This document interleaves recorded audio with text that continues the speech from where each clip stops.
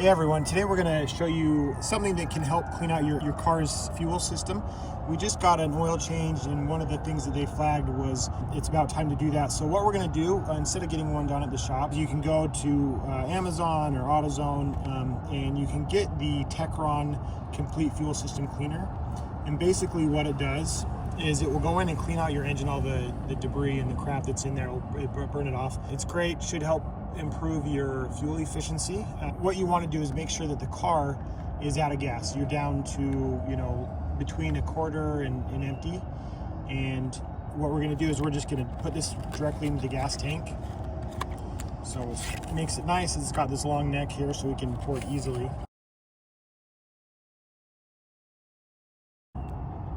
All right. So now we got it open. Again, just going to go ahead, pour it right down in there. Just stick it all the way in.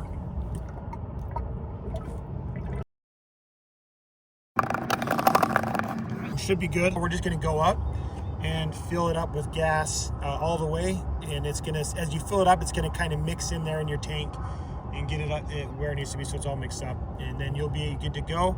And it should again improve your fuel system.